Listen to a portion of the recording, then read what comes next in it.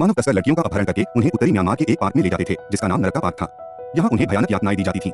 तस्कर इन लड़कियों को बंधक बनाकर लगभग मौत के घाट उतार देने तक यातनाएं देते थे। फिर उनके हाथ पे भांग की रस्सियों से बांधकर एक तंग और गंदी पानी की कोठरी में लटका देते थे। हर लड़की को तब तक भूखा रखा जाता था जब तक कि वह अपनी आखिरी प्रतिरोध क्षमता भी न खो दे। ये तस्कर रोज शिकार की तलाश में निकलते थे और अच्छे शरीर वाली खूबसूरत महिलाओं को निशाना बनाते थे। जब तक किसी खूबसूरत महिला को होश आता तब तक बहुत देर हो चुकी होती थी।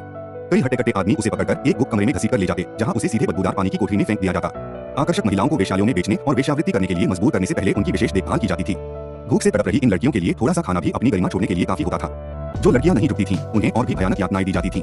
उन्हें एक टाइगर बेंच से बांधकर 300 वोल्ट की बिजली के झटके दिए जाते थे जब तक कि वे पैसे कमाने के लिए राजी नहीं हो जाती थीं। अगर फिर भी वे नहीं मानती तो तस्कर अपना आखिरी और सबसे क्रूर हथियार इस्तेमाल करते थे।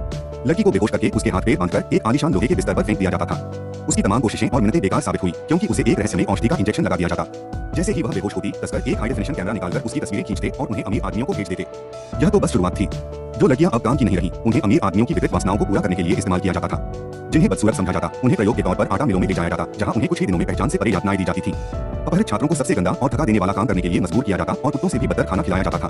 जब उनके अंगों का काला बाजार में मिलान हो जाता तो उन्हें तुरंत एक बूचड़खाने में बांधकर उनके उपयोगी अंगों को तब तक निकाला जाता जब तक कि उनका एक कतरा मूल्य न निकल जाए। बुजुर्ग, कमजोर और बीमार लोगों को और भी ज्यादा तकलीफ होती थी। भोजन बचाने के लिए तस्कर उन्हें मशालों की तरह इस्तेमाल करते थे और धनी लोगों के बच्चों को उन पर तीरंदाजी का अभ्यास कराते थे। वे उन लोगों को बिल्कुल बेरहमी से गोली मार देते थे। जब पुलिस की टीम, जिसका नेतृत्व निरीक्षक मोहन कर रहे थे, घटनास्थल पर पहुंची तो वे तस्करों को देखकर दंग रह गए, जो पहले से ही गुस्से में थे और उन पर हमला करने के लिए तैयार थे। सौभाग्य से पुलिस पूरी तरह से तैयार थी।